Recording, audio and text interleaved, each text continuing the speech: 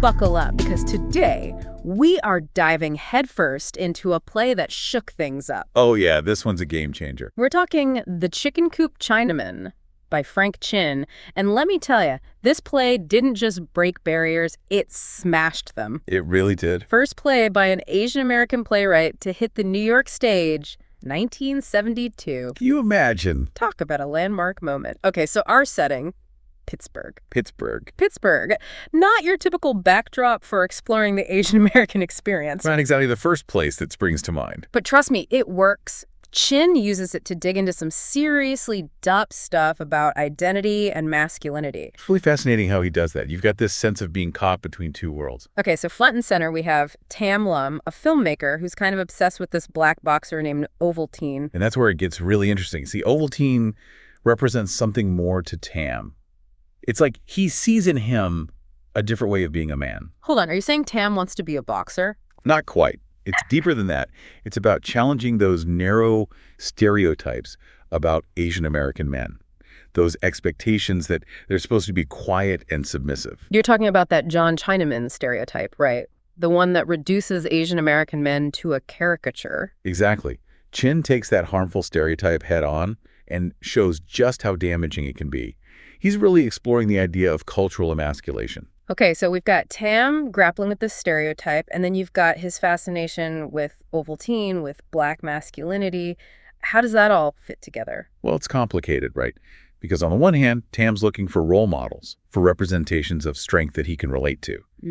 But at the same time, he's trying to carve out his own identity as a Chinese-American man. So it's not just about rejecting one stereotype and embracing another. Exactly. It's about something much more nuanced and complex. And that's where I think this play really shines. It doesn't offer easy answers. It forces us to sit with the discomfort and wrestle with these really tough questions about identity and representation. And let's not forget, this is 1972. These conversations were happening, but not necessarily on a public stage like this. Chin wasn't afraid to shake things up. He definitely wasn't. So how about we take a closer look at Tam's journey? Because it's not just Ovaltine that's got his attention. Let's do it. We've also got to talk about Kenji. Kenji, his Japanese-American friend. All right, so what's Kenji's role in all of this? Well, he adds another layer to this whole exploration of identity, don't you think? Because it's not just about being Asian American, it's about the specific experiences within that larger identity. Kenji's got his own story, his own struggles. Right, because he's coming from a different place, a different history. We can't forget about the internment camps and how that impacted Japanese Americans. Absolutely. And Chin doesn't shy away from that. He brings those different perspectives into conversation with each other. It makes you realize that there's no single narrative, even within a group that's often seen as monolithic. And that's where this scene with the Lone Ranger comes in, right? Right. That felt so out of left field on the first read-through. It might seem jarring, but it's a crucial piece of the puzzle. Remember, Tam grew up on stories of the American West, stories often saturated with a very particular and frankly exclusionary perspective. Okay, so for Tam, the Lone Ranger represents this classic American hero, But he's also a blank slate onto which Tam can project his own longing for a hero who looks like him. A Chinese-American hero who challenges those traditional narratives. It's like he's rewriting history in his mind, trying to carve out a space for himself where there hasn't been one before. Exactly. And it's through this lens that we can start to impact the real power of Chin's use of language in the play. You mean the way he blends Cantonese and black vernacular? It definitely makes it stand out. It's not just a stylistic choice. It's a deliberate act of defiance. Remember those stereotypes we talked about? The ones that paint Asian American men as silent, submissive?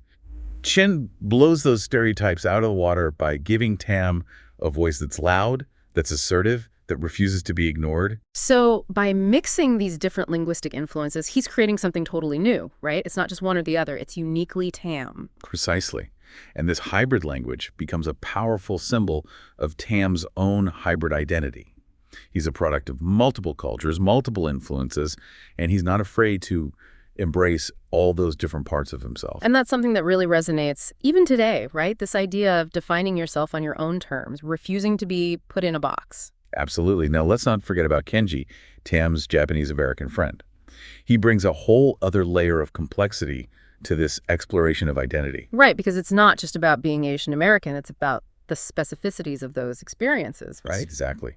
Kenji's experiences as a Japanese-American man during this time period, with the shadow of internment still looming large, adds a crucial dimension to the play's exploration of race, masculinity, and belonging in America. It shows that even within a shared identity, like Asian American, there are so many different narratives, so many different stories to tell. So how did audiences back in '72 react to this bold new voice, this unapologetic exploration of Asian American masculinity? Well, it was a mixed bag, to be honest. I mean, some people, they got it. They understood the power, the rawness, the importance of what Kin was doing. Yeah, I can imagine it would have been a real punch in the gut for some. Right. But then you had others, well, they just weren't ready for it.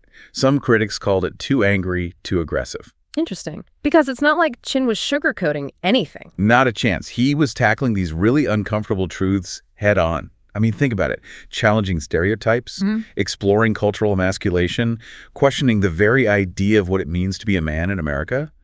It's bound to ruffle some feathers. Absolutely, but that's what makes it so important, right? These conversations needed to happen. Exactly.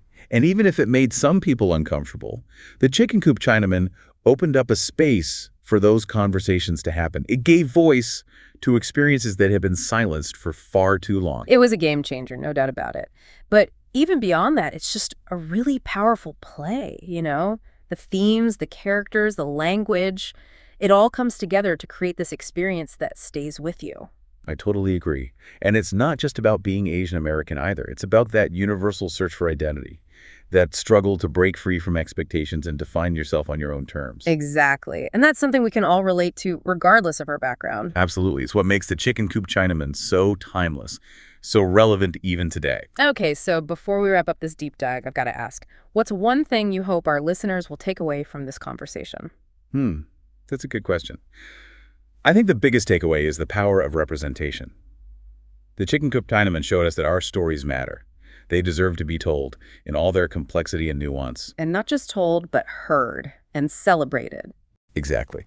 We need more voices like Frank Chin's, voices that challenge the status quo and push us to think differently about the world around us. Couldn't have said it better myself. Well, folks, there you have it. Another deep dive in the books. It's been a pleasure. Always a pleasure chatting with you. And to our listeners, thank you for joining us on this incredible journey into the world of the Chickencoop Chinaman. Until next time, keep those conversations going, keep asking questions, and keep exploring the power of storytelling.